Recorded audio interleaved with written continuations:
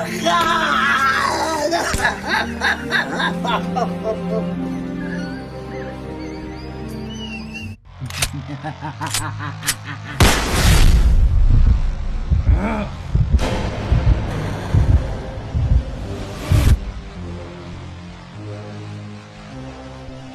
now-ending DC Extended Universe had several planned developments and paths, though a lot of these didn't come to pass.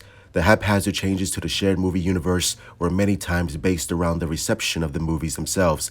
2023's The Flash is the most obvious example of delays and changes, with the movie coming out almost a decade after being announced. That movie was also once set to have a much different villain, and this could have changed the DCEU forever.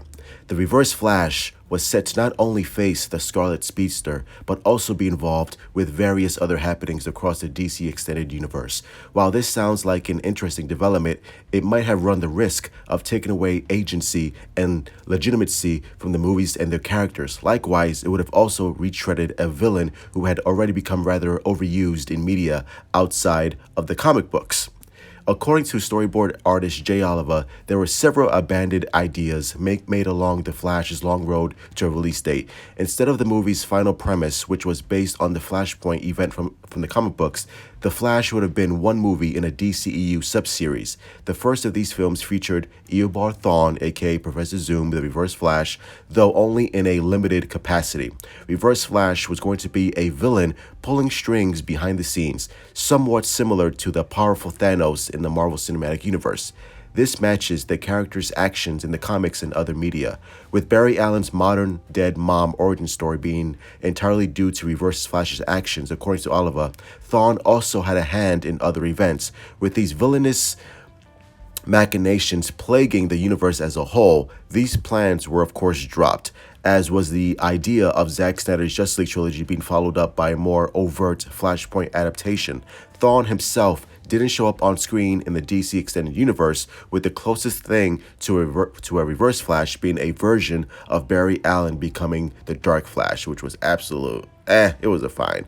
This all sounds like one of the DCEU's many missed opportunities, but it was ultimately for the best, in my opinion, because, now you're seeing the Flash movie just absolutely being one of the biggest bombs in DC film history, which is insane.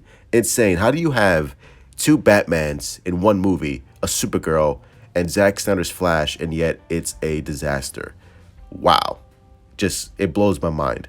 The DC Extended Universe was incredibly controversial, namely due to how it handled characters like Superman. Things crescendoed with the polarizing reception of Batman v Superman: Dawn of Justice, which quickly cemented the shared universe as negatively received and too dark. Some fans called for a reboot, and as soon as it was suggested that the Flash would adapt elements of Flashpoint, this only intensified confusing directions, and last-minute changes definitely affected the films, with numerous post-credits teases doing little to advance the universe's story. Though the exact plans and manifestations for Reverse Flash's inclusion are mostly unknown, it's likely that he would have represented these criticisms, which, again, Warner Brothers being Warner Brothers. In other words, Thawne's actions having ripple effects across the DCEU would serve as admission that the shared universe was in a wrong place. In a sense, it would be saying that these divergences from what fans expected were simply the result of a villain, and that by defeating him, Barry Allen could restore the real movie universe that fans wanted. Exactly. It's essentially what's being done with the upcoming DC Universe reboot, though that's at least far less cynical. These new films are wholly removed from the previous continuity, so while some fans may see them as finally getting things right, they're seemingly not being made in such a dismissive manner to what came before. It's possible that Zack Snyder and the initial directors behind The Flash didn't quite intend for him to be handled that way, Though that's certainly how these concepts sounds. It speaks to how mismanaged the DCEU as a whole became, with the divergence from Snyder's ideas only compounding the issue. Despite some of the films afterward being well received and even highly profitable, it's also true that the universe became a series of sometimes incongruent ideas that didn't fit what came before. Thus, even if the execution was better than the idea itself sounded, Reverse's Flash being a mastermind behind the DC Extended Universe was probably going to fall through the cracks anyway. The biggest problem with the idea of Reverse Flash being the most paramount villain behind the DC Extended Universe is that it simply doesn't fit the character. His vendetta is against Barry Allen. And while this might sometimes be extended for other Flashes such as Wally West, it's almost always contained to the Flash family and Barry's legacy. This role was far more fitting for someone like Darkseid, who was clearly part of Zack Snyder's actual DCEU plans. While a proper Flash trilogy with Reeves' Flash with Reeves, Bat Reeves' Flash would be amazing. Reverse Flash as its ultimate villain might have worked. Making Reverse Flash important to any outside movies might have downplayed Darkseid and foes while making Thawne's ambitions too big. That's not even getting into the fact that Reverse Flash is already used enough as he is. He's the only villain of Barry Allen's that has any sort of close relationship with him, as the more nuanced takes on the rogues was developed during Wally West's tenure as the Flash. Reverse Flash was constantly brought back in the Arrowverse Flash TV show, despite some of these returns being outright illogical with how overdone the villain had already become by this point, and the show itself ending as the movie finally released. It's the best if Eobard Thawne remained off screens, both big and small, for the long haul. And that was, again, it goes back to mismanagement, poor creative choices, and just, you see the effects now. You see the effects now. Black Adam, Shazam, Flash, Birds of Prey, this whole entire reboot. You want to know why James Gunn and Peter Safran were brought in? Was to save this fucking mess that we're in right now. Zack Snyder wanted to have his cake and eat it too. He wanted to have his own trilogy, knowing full damn well that the general audience was heavily negative to his universe. And again, he's a director. He wants to do his own thing. I'm not blaming him for it.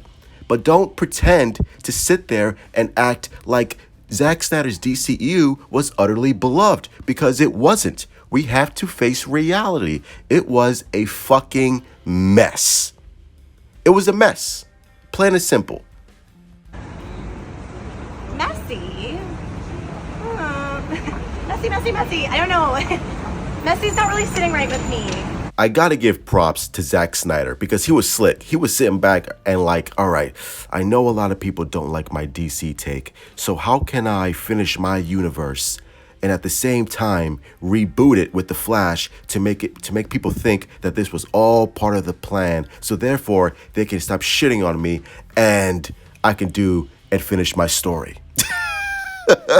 Brilliant plan, Zack Snyder, brilliant plan. And listen, at the end of the day, the DCEU, it failed. It failed, but it was unique at the time. And I look at these movies like Elseworld stories.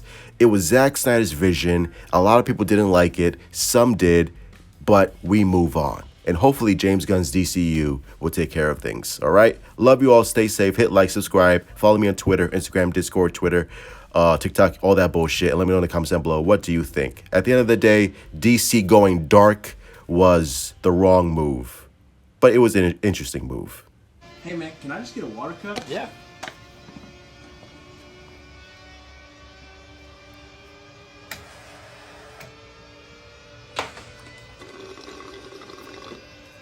Is that water?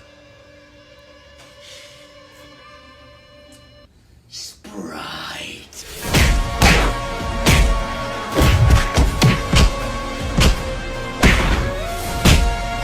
You wanted Sprite.